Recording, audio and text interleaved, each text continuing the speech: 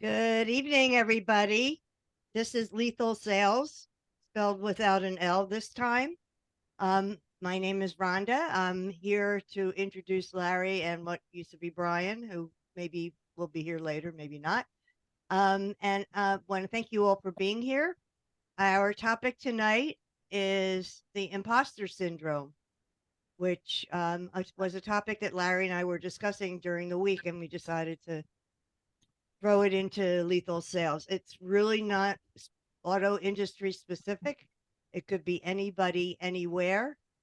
Um, and my understanding of the imposter syndrome is even though you'll meet young people who are new in a business or new in a job and they're insecure, this applies to people who are very successful, far along in their career. They look like they have everything, but secretly they believe they're faking it, that they're an imposter basically, and their great fear is that they're going to be found out and that people are going to know that they're really Well, not who speak, they say they are. Rhonda, speak, let me let everybody know who we've got with us. Okay. We've got Al Tolles, who I've known for about 4 million years. He helped me write Inner Moron Demons, and he's a part of my band. I actually started the damn band with him. Peter Smith, our buddy from Canada, who's unbelievably good at straightening out dealerships. Dan Malloy is one of the sharpest industry guys you'll ever meet. Takes situations that are unworkable and makes them like magic.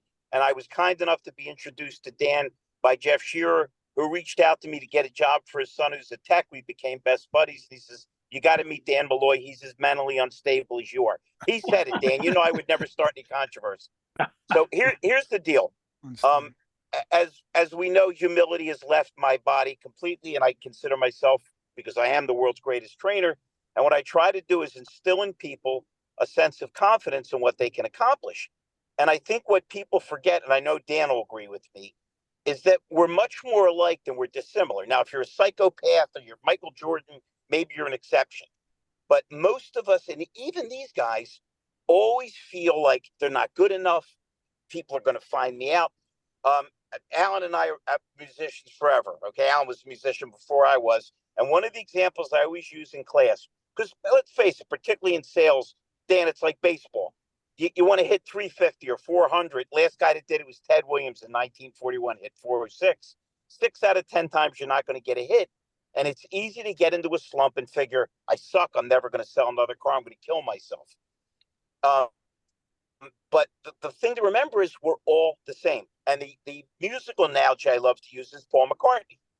Now, even though I'm a huge Rolling Stones fan, I'm willing to concede, and anybody with brains should, that the greatest musical group ever was the Beatles. It was like Mozart and Beethoven were in the same band. And the third best songwriter was George Harrison, who wrote Here Comes the Sun, Something, and While My Guitar Gently Weeps, and all those great songs, and All Things Must Pass.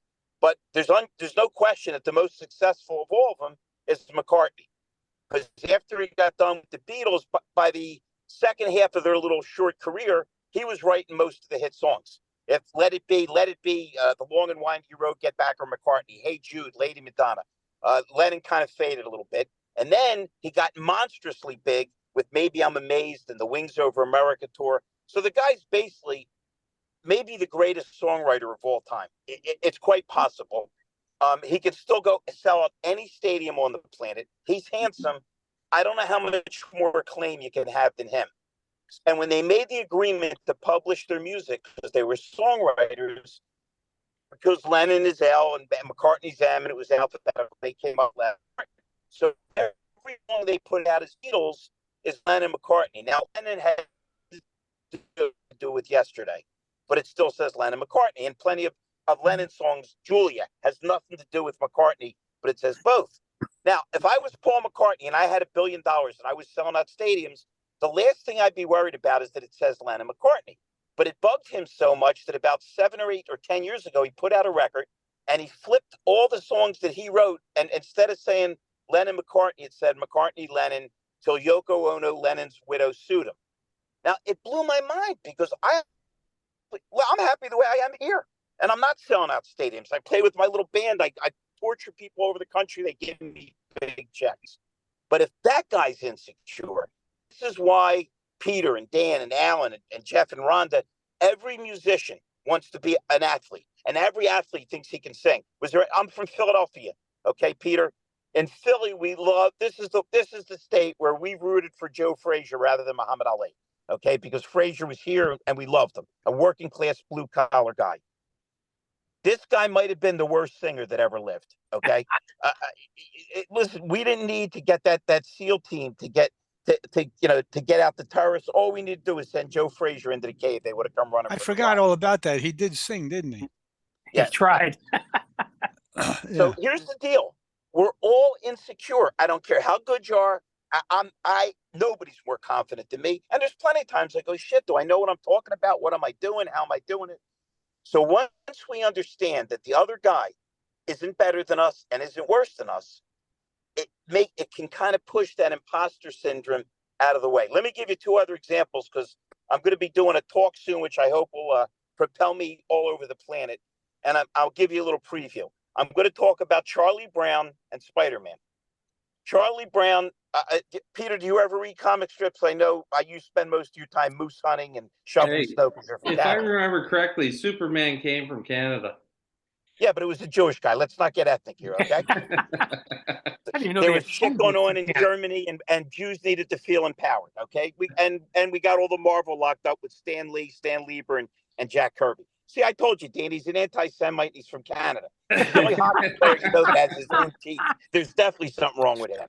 So, long story short, in every one of these comic strips, it led to what a loser Charlie Brown thought he was. Remember on Halloween, everybody got treats. He got coal. Lucy would always hold the football and say, "This year I'm going to let you kick it." She pulled the football away. Yep. But somehow, even though he knew he was going to lose, he kept going. Yep. Maybe the most beloved car and really an inspiring thing. Spider-Man gets bit by a radioactive spider. He's always picked on. He's a nerd. And here comes, he goes out to make some money. And here comes a guy, the police say, grab that guy. He's a burglar. I'm too busy. Well, the guy kills his Uncle Ben and he lives his whole life. They stole from the Bible, which the line is, to those that much is given, much is expected.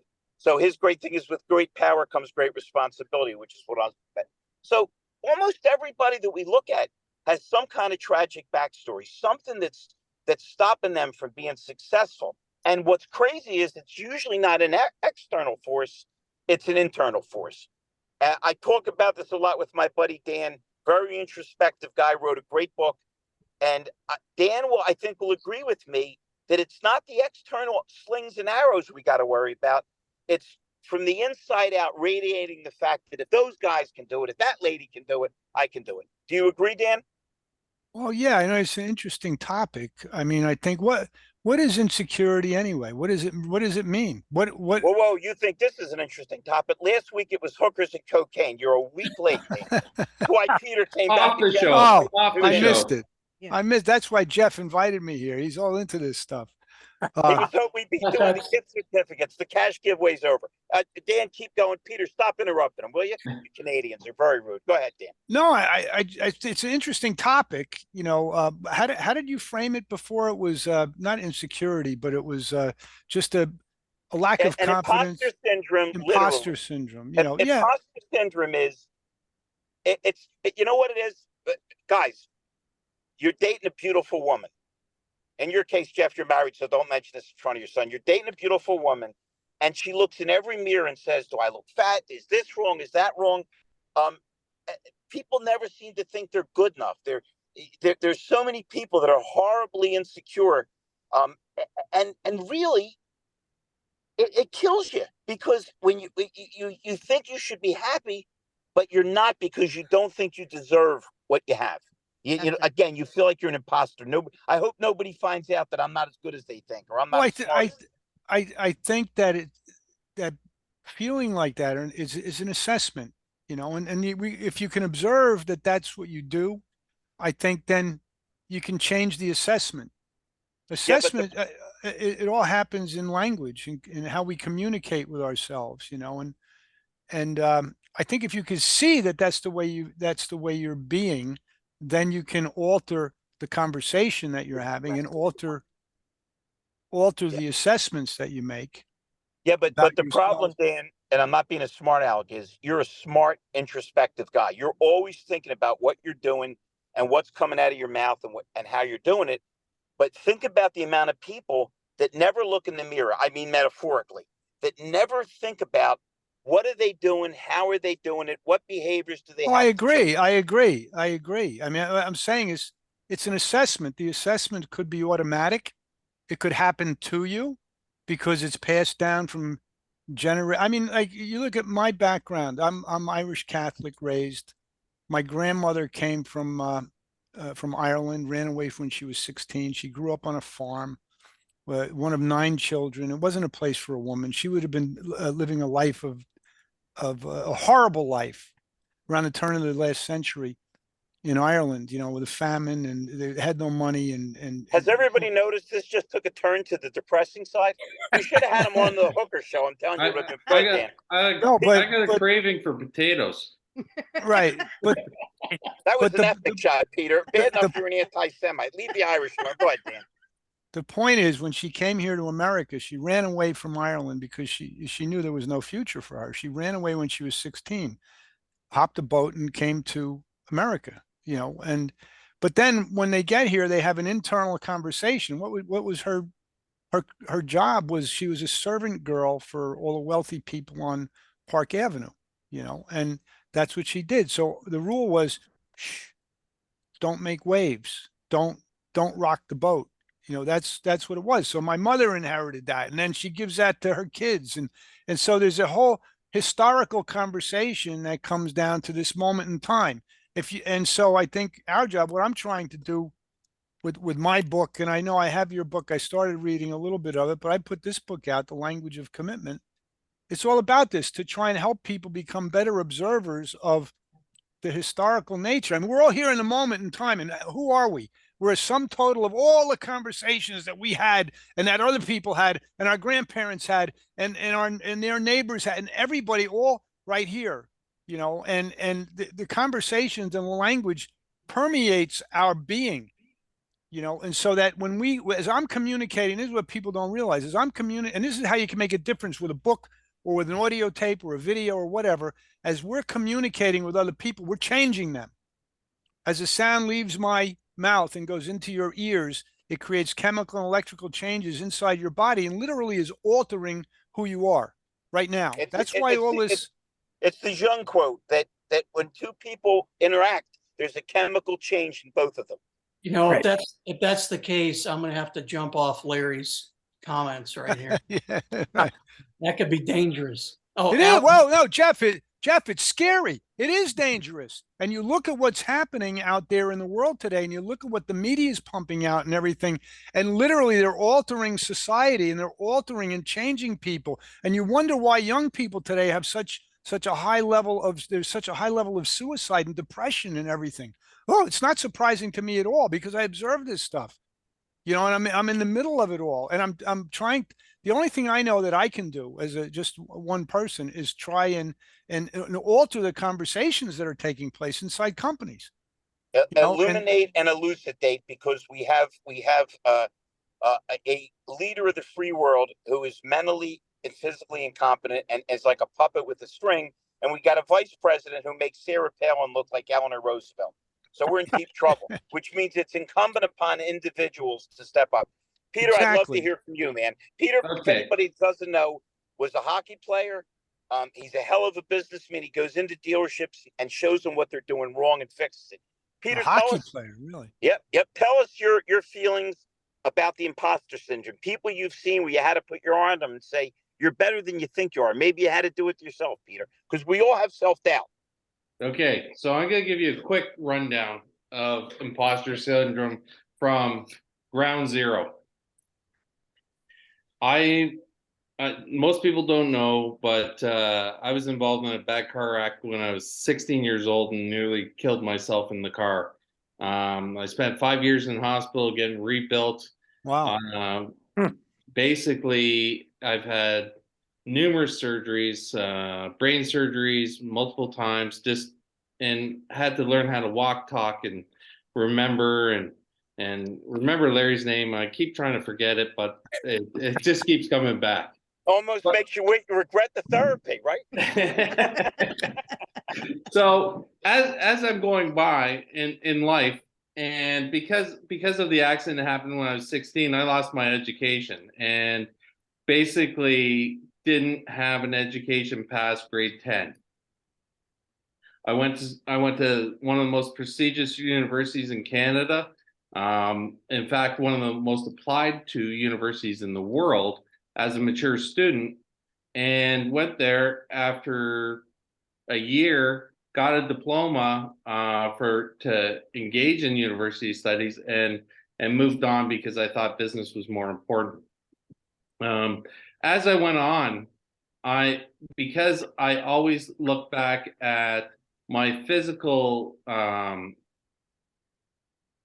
I was physically, because I had to do a lot of reconstruction work on my body to look like you all do.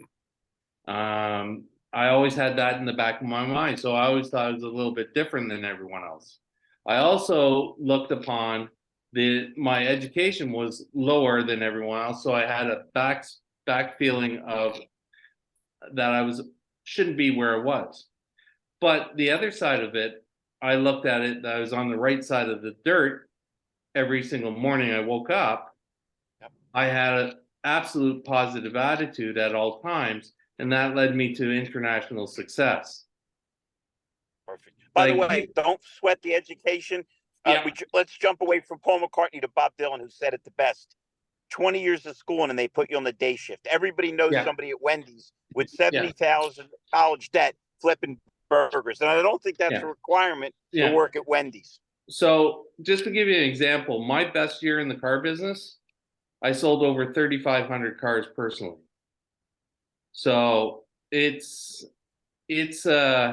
not what you have as an accomplishment, and even still, even accomplishing that, and then getting headhunted to go to dealerships to come in as a fixer and fix them up, and then reach the pinnacle of that dealership, and then get hunted again.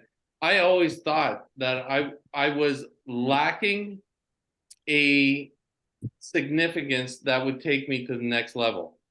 Even though I was super successful, even though that I've had everything from Porsches to Ferraris to boats to houses, you name it. I always thought it was a failure. And that was the imposter syndrome right at its T. And when I go out and I do the coaching that I do for dealerships and the leadership that I'm doing for dealerships, it comes down to the point where you have to deep down reach inside you, and you got to look at, it's not what you've accomplished, it's what you can accomplish. And that eliminates the imposter syndrome. Because I look at it and I say, you know what? I'm going up against a country that has 340 million people, and I'm one. And I'm coming down to the United States and telling you that you're not doing things right. How hard a task is that? How big are the egos of people that are in the car business? How do I turn around where guys have 25 rooftops with their names on it and say, hey, you haven't done this right, and you could do it better? And they look at me and they go, oh, really? What have you done? Well, I've been a car salesman. I've never completed school. I've never done this. I've never done that. But guess what? I've taken dealerships in 18 months and 5x them on their volume and their profitability. With not knowing the product, with not knowing the location, with not knowing anything, and just came in with a different attitude than anyone else has. As they say, no one likes change. The only person who likes change is a baby with a dirty diaper. Yeah. And that is the only person. And you got, like, right now, I'm at a dealership in Upper Michigan, and the owner is a great guy and everything, but he's right there all the time saying, we got to do it this way. No, we don't. We got to change. We got to break out of the mold that we're looking at and actually become something we're not. And that is actually the positive side of imposter syndrome. We Yeah. got to change that negativity to a positive. And I've done it for the last, I'm not going to say how many years, but I thought I had blonde hair and my wife said it was gray.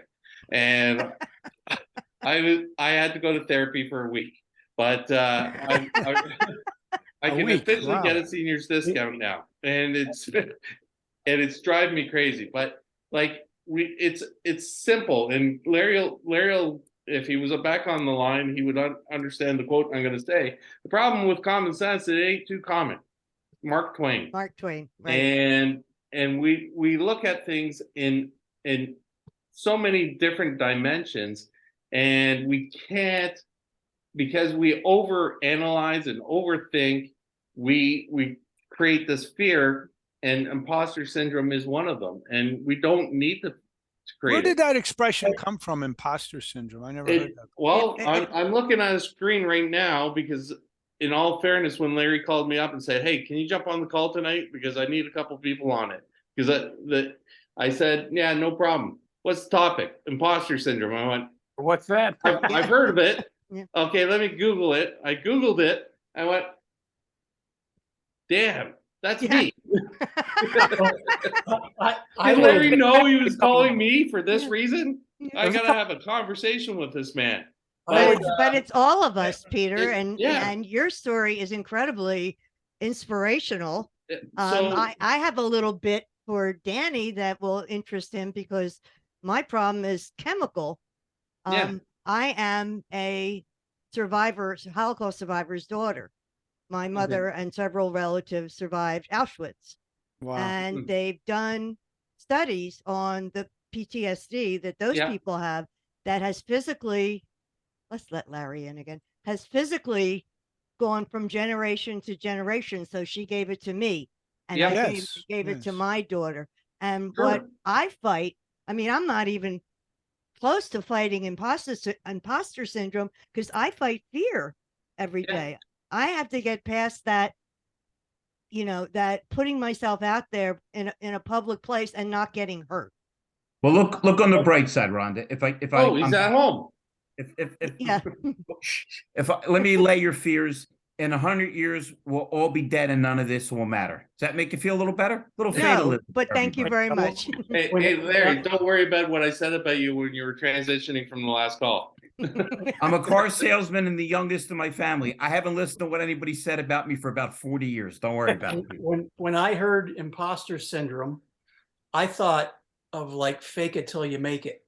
I thought something else, that I'm trying to be something I'm not, which somewhat. Well, Jeff, it's deeper than that. Yeah, but Faking it till you're making it is my specialty. I mean, I'm happy with a blank piece of paper to talk for 3 hours.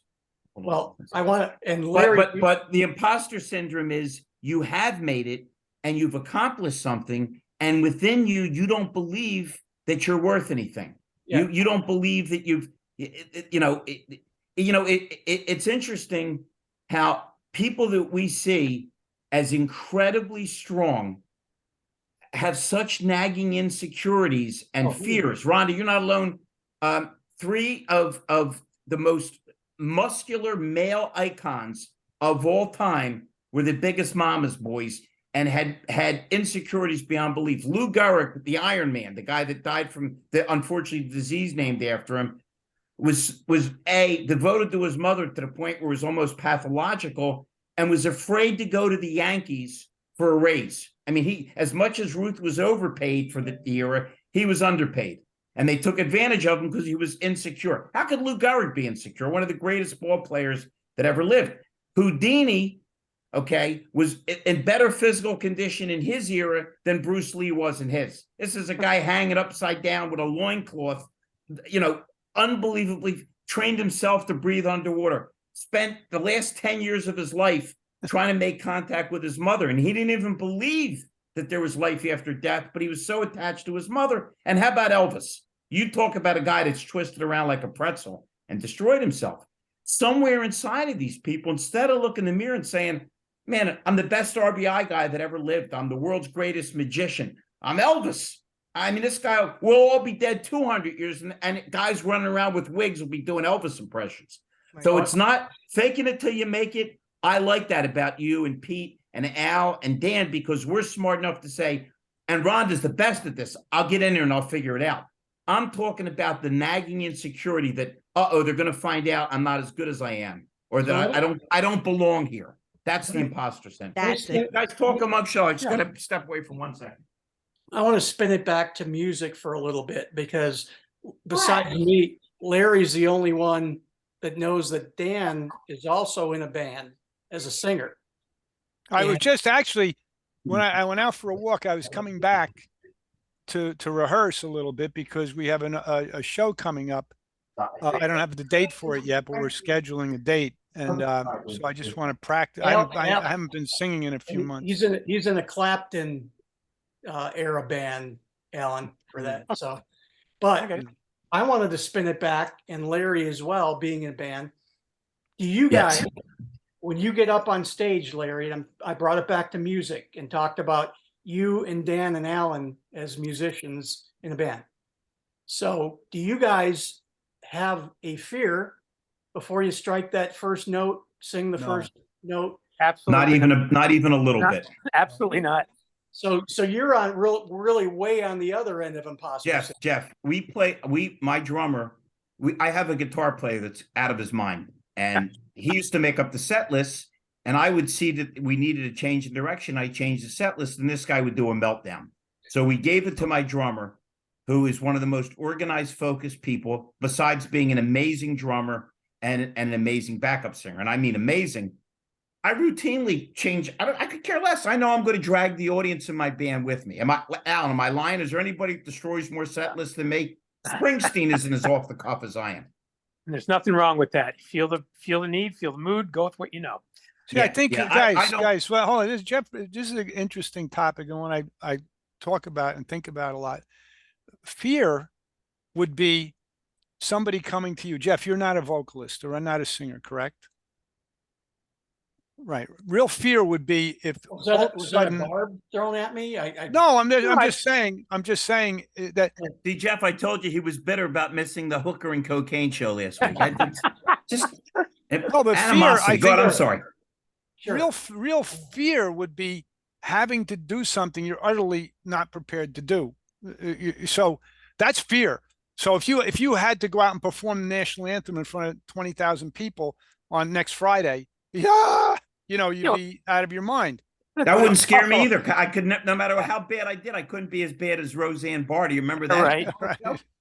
But if you practice it 10,000 times and you have a coach and you do it and you do it now, here's the interesting thing I find: fear and nervous excitement have the exact same types of physical realities.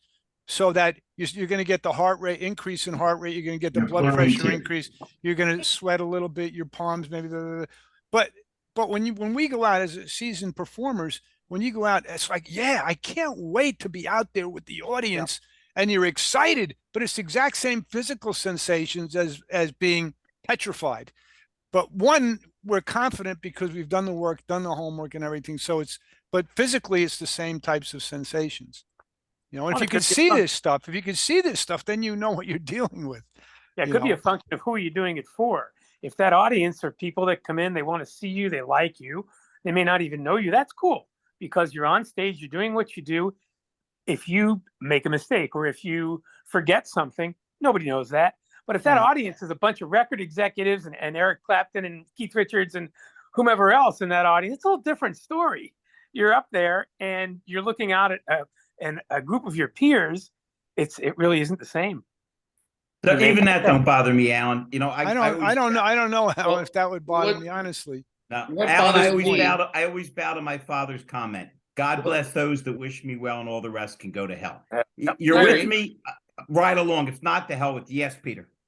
Larry, I'm really upset. By the way, Peter, we've set up next week's show. We're going to count the scars on your body and have you go through a metal detector. Oh, wow. Well, you know what? That'll go off. And hey, Dan, I'm screwing around with a guy that's bionic. I'm really upset that you didn't invite me to the Hunter Biden show last week. You know what? as a conservative and a man of logic and principle, the nausea that I feel when I see that they run around and talk nonsense about gun control. Here's a guy that falsified a report that he didn't pay his taxes. So on what was it, $1.5 million at least? They're making him pay 100. It's just a joke. You know, they let him plead out. They let him plead out on 2 misdemeanors, and now we're now in imposter country because this is the greatest country of all time. I mean, within 15, 20 years of us having independence, they took out all the French rulers and cut their heads off. Look at how Russia has gone from one bad thing to the other. Every country on earth, we've been fabulous, and now we're so crooked and such, and none of these politicians have any shame. Steal a little, it's okay. You're a politician, but don't. Anyways, I didn't want to get off topic. I just was trying to wind you up a bit. Well, no. You've had your whole body rebuilt. You lost 5 years in Justin Trudeau, who at least our guy can claim he's senile. Your guy's just a jerk. So go ahead. I hope that makes you feel better. But Peter's not impacted by it, so he's. Oh, yes, I am. Oh, Here you are. Well, hey, Peter, is he really Castro's son? Oh, absolutely. Oh, yeah. Absolutely. Look at the pictures right I next know. to each I other. wanted to see what a Well, Canadian. first of all, He's Ron. Excuse I me. hated He's Ron his Wood's father. son. Because when the Rolling Stones played in Toronto, he famously had an affair with Margaret Trudeau, and they blamed it on Mick Jagger. Yep. So Margaret was as loose as my teeth after a hockey game. Wait a minute. Your whole body was rebuilt, and you have no teeth, and you're getting eaten by sandflies.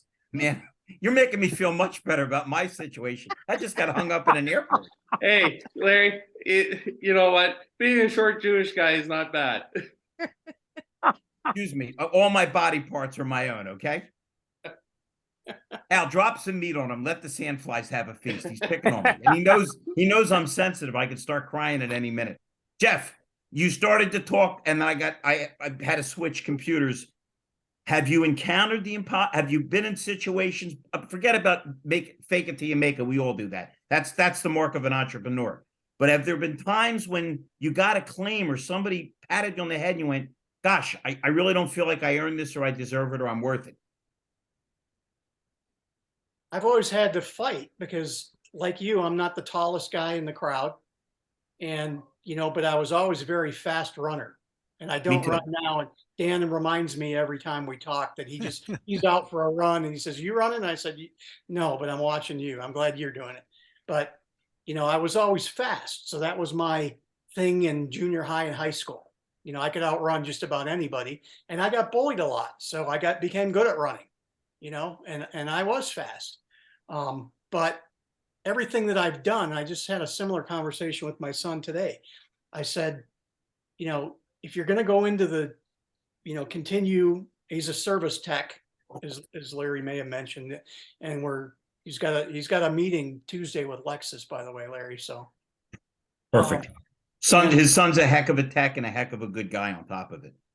I said, you gotta, my success has always been that I look at ways to say, okay, I'm doing this by the rules, but how could I make this better? What can we do to make it more efficient? And Larry, you don't know me as well. Dan and I have known each other for a long time, but I just have a gazillion ideas in my head. And, I can vouch for that. Yeah, you can. And really around technology. And we just before the call, I just called him to talk about it. I was out for a walk a little bit, and I called Jeff. I got an idea. See, Peter, we get together and we go like this. This is a heartwarming story. Well, and you came back from a horrible car accident. These two guys were incarcerated. They spent time in the prison yard. They exchanged ideas. In Turkey. It was a Turkish prison. And Peter and I had a great talk for an hour and a half, thanks for Larry, you hooking us up, but, I have a passion for technology, and I've always done what I needed to do, but always tried to go that one step further. So when I was promoted to be a manager with every company I worked for and moved my way up the ranks, I never looked back. I said, now hopefully got a little bit more power to make a difference. Right. And we talked about this, I think, last week when we were talking about leadership. And I shared this with Dan too, that, every boss is not a leader. and every leader doesn't have to be a boss, right? And just to kind of bring that back, but same thing. And I think if you're a leader, you don't have to question yourself. If you No, believe no, it's okay to question yourself to say, am I doing the best? Because as Ben Franklin said, when you're finished changing, you're finished. But look, I watched a little bit of the hearings before I left Las Vegas, and I was nauseous because Adam Schiff was trying to accuse, Durham about being less than honest. But think about it. Think about the things we've seen. We're talking about the imposter syndrome. Look how we get into our own head. The number one beer is now no longer the number one beer. Modelo beat it out because they decided to put a transsexual on their beer can. I don't have a problem with transsexuals. I don't have a problem with anybody. But you don't have to throw that in somebody's face. I'm Jewish. I have plenty of friends that are Arabic, but that doesn't mean I want 4 people to come in and start preaching a sermon that may go against the grain of where I'm at. I have no problem with people saying, are you open to a discussion? But we see it all the time. Disney, man, when we grew up, what was more heartwarming than Disney? Everybody in this damn program is, remember, because the technology's so great now, but how great was it seeing Pinocchio? Okay. How great was it seeing the things they did that weren't miraculous technologically? They're miraculous about how they captured the heart. How does a company like that get involved with anything that pushes kids in the wrong direction? And I'm good with anything. I think we're in America. You're in Canada, still kind of a free country. Listen, you'd be able to discuss anything, but not with a 6-year-old, not with a 4-year-old. So again, we see even these big companies, instead of standing up and saying, this is what we do, how do you alienate your core audience? And I mean, and Well, it's you not, alienate it by getting involved in conversations that are not useful. When you entertain conversations, this is my interpretation of it. If you're a business owner, operator, whatever, you entertain conversations. That's the whole life, business, everything is based on the narratives that we have in our head. If you're a CEO, you have narratives and you get to declare what direction the company's going in and everything. And if you choose a direction that's not useful, I mean, you got, and there's no guarantees. I mean, we all make mistakes. But if you're running a big company like that, you got to have a story. We were talking about it here the other night. Who makes these kind of decisions? it's Rhonda calls. Imagine crazy. Imagine Rhonda calls me up and she said, Larry, I watched some of your videos and some of our shows. And I think being a smart aleck and torturing people and quoting history and music ain't for you. I want you to be real straight. Don't tell any jokes. Not only would I be a failure, I'd be reversing the imposter syndrome. But here's an example. I was just talking about, these the nuns of perpetual whatever it is that were supposed to be honored at their Dodgers. The ones doing the pole dance with the cross. Yeah. Right. And so it's like who in the Dodger organization, we're a baseball team, or you're not. What are you, a political organization or some anti-Catholic organization, or what's going on here? So there's a conversation that they're having that's not very useful at all, and so they continue to have it. Can I build on your point? Yeah. I don't know how the rest of you guys feel, but the only guy on this show that I know is a bigger baseball fan than me is Al. Al, like, besides having a hell of an arm, lives for baseball. We could talk baseball and baseball trivia forever. The Dodgers changed the world, not the world, because they integrated a black ball player and then a number of black ball players. And, when white and black people started sitting next to each other in what used to be our national pastime, before Colin Kaepernick started kneeling and getting, paid $20 million, figure that one out. So how do you go from breaking down social mores that should have never existed, a segregation between white and black ball players, to encouraging, and the funny thing is, usually I'm Jewish, usually they're always picking on the Jews. But I guarantee you, if they did something that mocked rabbis or something, you'd have some pretty serious. Alan Dershowitz would be on every channel, ripping it apart. Oh, here we go. God forbid you did something to mock Arabs, your house would get bombed. But why is it all right to pick on Catholics? Why is it all right to pick on anybody? It's not. It's not, Larry. I think that's the point. It's like there's no place in that for that in business. My opinion. There's no place for that in business, in the government, they're a baseball team. Why? It makes No, no sense you're to do absolutely right. anything. And it's just I, a misjudgment. It's a misjudgment, and it's a stupid conversation that they allowed to permeate inside the organization. The CEO or the executive vice president or something say, kill that. We're not doing that. That's not us. The lack of vision.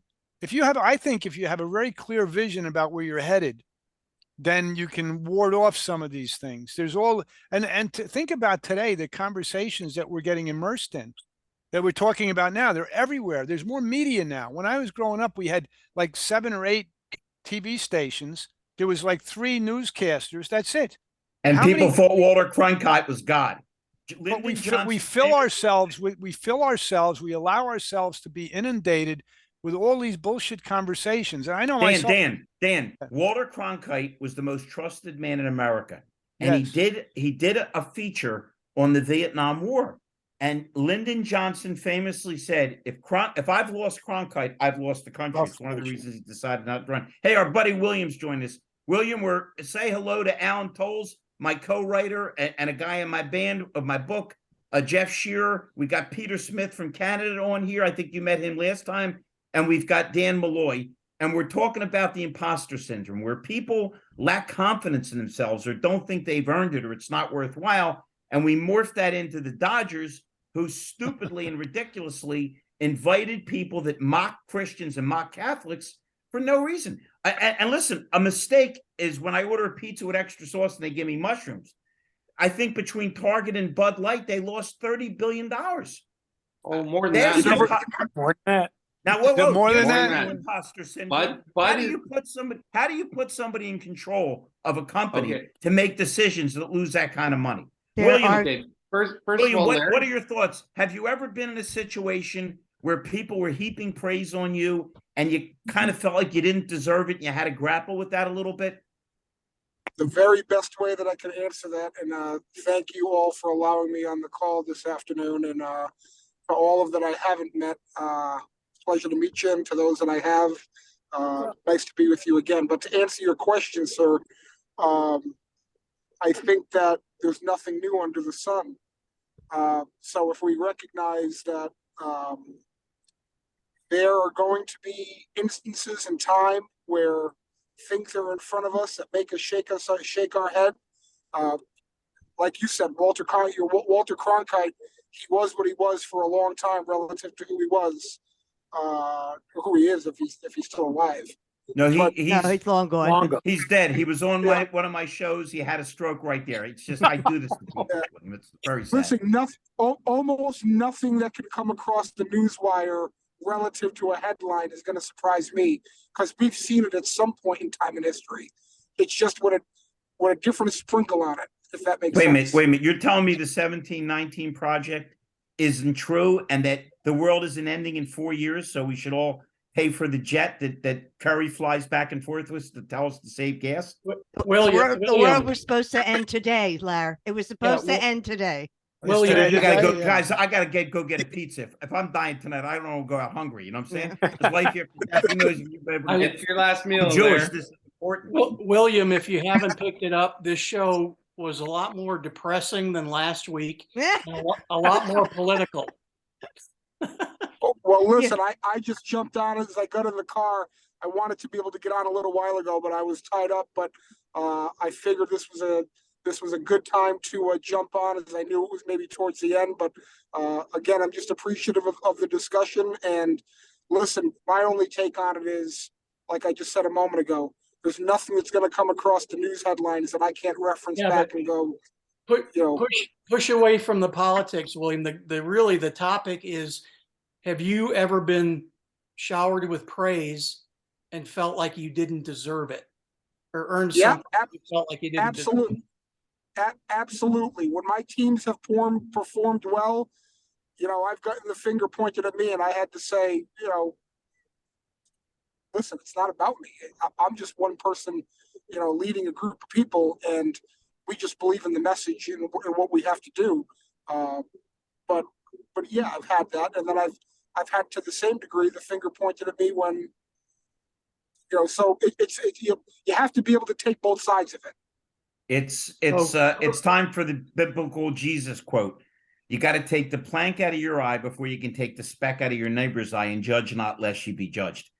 Do me a favor, Jeff. Pass the collection plate. I think he's ready to contribute. Yes, Hey, I got to Father subsidize. Larry. It's not easy putting on these Zoom calls. Hey, Larry, he's driving to the bank for you. Absolutely, positively. You look sharp too. Are you coming from a job or work, William? You look sharp as hell. You got that white shirt on, that red tie. Well, listen, I always try to look like a politician because that's the role that we play in this automotive space, right? Yeah, but listen, that's bad company because we're at the bottom of the trust level with drug dealers and politicians. Right. Finance managers, Larry, say it. Well, I did listen, actually had a guy that said, Mr. Feldman, it says on this form I'm filling out that I have to indicate if I have a felony. Would that stop me from getting a sales job? I said, well, if it turns out you're a heroin addict or a murderer, I can't get you a sales job, but welcome to upper management. That seems the way the trend in our world is going. They're always drug testing and questioning the wrong guys, you know? Right. That's true. Well, a great example to echo what William said, and you guys probably didn't follow it as closely, but the Denver Nuggets won the NBA title last week. And to a man, when they were interviewed, and they have the best player in the league, the MVP of the league, their center, Jokic or the Joker. And not one guy, that they went up and interviewed said, well, man, Joker, how did you do that? And how do you feel about, setting all these records and stuff too? The next thing out of their mouth was team. It's not. No, wait. Jeff, you're skipping past the best part. They go over and hand with the mic to say, you've won the NBA championship. This is great. Now I can go home. My work's done. No jumping up and down because I know how I feel. I love sports when I was a kid more than I can tell you. Man, we used to go to the boxing matches. Anything you can think of, we did and we enjoyed. Is everybody as tired as I am watching guys jumping up and dancing in the middle of the game, a game they go on to lose, or beating their chest, or how it's the end of the world that they just made a shot? And the disrespect you're showing your opponents. Hey, I'm a boxing nut. I've seen it not a million times, but at least 10, 15 times. A guy showboat and then he gets knocked on his ass. So again, if there's no sincerity, if there's no concept that it's a famous Joe Paterno quote. I'm dialing in with what William said first. Paterno said, if something goes wrong, it's my fault. If something goes right, the team accomplished it. But he had a guy that caught a pass in the end zone and was dancing. He says, do me a favor, act like you've been there before. But once again, that's the reverse imposter. We're talking about people that have achieved but have insecurities. You got people out there that are worthless and think they're worth something. So, Larry, the only guy on the call that looks like he's a body. Hold on, William. You came late. Peter has had his entire body rebuilt, everything replaced. And he really wasn't, there was no problem. He just has no cable TVs from Canada. The family was bored and it's really ugly. Think of the Texas Chainsaw Massacre with a Canadian accent. Go ahead. I didn't mean to interrupt you. I turn around my cyborg eye, Larry. But one of the things about imposter syndrome, and one of the things that really does breed, is humility. And what was that word? Humility. He pronounced it different in Canada. I never heard that word before. You're talking humility with Larry Feldman on the program? Are you losing your mind? So humility, okay. Forgive me for my speech impediment. You know what? With that, I could be your president. That's right. And you could be my senator. Yeah. I would elect you, Peter, right now. Yeah. Not if you can ride a bike. If you can ride a bike. Heartbeat. Anyways, getting back to it, it breeds humility. And it's a positive thing to be an imposter syndrome if it is looked upon with the right lens. With the wrong lens, it's going to eat you with anxiety and stress. That's right. So if you turn around and you can look out there and say, hey, did I get here by myself or with an accomplishment from a team effort? How did I choose? How did I get to this path? How did I become successful? How did I do this? and lose the fear and anxiety that you didn't deserve to accomplish it because you did. It's like it's like, do you deserve to hit a hole in one when you golf? Absolutely. You took that shot. So don't worry about it. It's just, don't worry about it. Come on. Like, it's, take every day on the right side of the dirt is a good day. Yeah, Dan, and here's the beauty of this is, once we understand, we started off, William, before you got in, talking about how Paul McCartney, a billionaire, maybe the most accomplished pop musician that will ever live, flipped it from Lennon McCartney to McCartney Lennon because it had bothered him that Lennon got credit on songs that he didn't write, like Yesterday. If we stop worrying that we're not as good as people and realize that we're much more similar than dissimilar, and that, because it's really funny, so we think really successful people have it made. Have you noticed that the really successful people are 100 times more screwed up than we are? Alan and I, if there's 3 chairs showing up, Alan and I are going to show up and play. It was for a good cause. It was for female homeless war veterans. I'm not making this up. We drove 6 hours up and 5 hours back, and played our butts off. But we'll take a shot with anything, because we always want to get in there and say, if they can do it, we can. But in the meantime, look at the amount of people that have killed themselves. Me and Al are big Rolling Stones fans. You're Keith Richards. They knocked off the Beatles. Those from 68 to 72, they were the greatest band in the history of rock and roll. I'm talking about from Jumpin' Jack Flash and Beggar's Banquet up to Exile on Main Street, and those 2 tours they did. I think, and he was married to a gorgeous woman named Anita Pallenberg. So you're the lead guitar and the songwriter, along with Mick Jagger, in the greatest rock and roll band in the world. Money coming out of your, what was the need to go to heroin? right. You know? But you look at most of these successful people, Whitney Houston. Listen, how much better can you sing? Now, I'm an Aretha Franklin fan. Nobody can touch Aretha, and we just lost Tina Turner. But here's a woman that sings her ass off, okay? All right? Who, beautiful, has it all together. She marries the worst creep on earth, Bobby Brown, okay? Gets on drugs and kills herself. Elvis. I think if I was Elvis and I woke up and said, I'm handsome, I got one of the greatest voices of all time, people worship me, I don't think I'd need drugs. But it's so the point is, you look at people that are successful and say, I wish I was like them. They wish they were like us, because we're not strung out on drugs and doing crazy shit and rebuilding our family member because there's nothing on cable TV. I'm sorry, Peter. Hey, you know what, Larry? Larry, I disagree with you about the band. Sha Na Na was the best band ever. Oh my God. I followed Bowser. But think about it, Larry, what you just said. Excuse me. No. We're back to religion now, William. You dare mention Sha Na Na when I got Chuck Berry's the golden 20? Are you out of your freaking mind? Okay, but all those people, I don't think they connected all the wires. There's something wrong with your synapses, Peter. Come on over here. I got an electric screwdriver. We'll fix you all up. Be like Herman Munster. Another intelligent reference. Go ahead, Jeff. I'm sorry that he keeps interrupting you. I want to tee up Dan for a story, but I think the whole imposter syndrome, as we're talking here, it funnels down to the individual, and it really goes away from team. And Dan, why don't you share the Christmas party you went to with your biggest client and what they did as a team?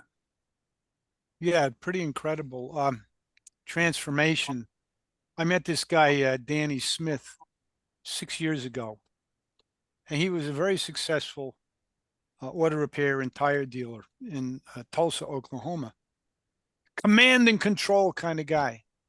My way or the highway. And he burned through people like it was going, like he was changing socks. It was just like my way. And if they didn't shape home, he was gone, right? So he came down and listened to me talk about language and communication and the role of commitment and how we literally on the planet to help one another. That's why we were born. That's why we exist, my opinion. And I shared this message with him about language and commitment. He comes up to me after my talk and he goes, I was talking in New Orleans at Tire Pros dealer conference. He comes up to me after the meeting. He looks at me, he goes like this, hey, Malloy, this commitment thing, I'm all in. Let's do it. Just like that. And he looked at life like this. And then after our meeting, it was a complete 360, right? And so, as a matter of fact, I don't know if you know this, Jeff. He drove from Tulsa to New Orleans with his son in the car because he wanted to do some brain surgery on his son while they were driving. He wanted to captivate him. So he's working him over in the car because he wanted him to take over the business at some point. Anyway, on the way home, he's so excited to get back because he heard the message about the language of commitment and everything. And he got 2 speeding tickets on the way home. He got pulled over. Then anyway, make a long story short, he gets back. And here's the shift in for him in his life is that, and my message is we and him, all of us want people to commit to us. We want our customers to commit to us. We want our salespeople to commit to us and commit to the company. And we want our customers to commit to us. And my message was, well, look, if that's what you want, you got to make the first move. Meaning you got to make the commitment first. And he got it. He got it. So now we took his business from 5 million to 18 million. He's running 18 million now, right? And he's making more money hand over fist. So I go to his Christmas party in December, early December this year, December 2nd. I forget the exact date. And the day before the Christmas party, I'm up in his big conference room. He's got $150,000 worth of gifts that he's preparing to give out to his team. In addition to which, he's giving out $350,000. He's given $500,000 in gifts to his entire team. He has become the epitome of I'm going to help you first. Now, if people don't reciprocate, he doesn't stick with them that long. But the point is, he's making the commitment to take care of his people. A big shift in his whole way he looks at the world. It's Ebenezer Scrooge. I love that story. Yeah, it is like exactly. It's like an Ebenezer Scrooge story. It is. Listen. He's living it.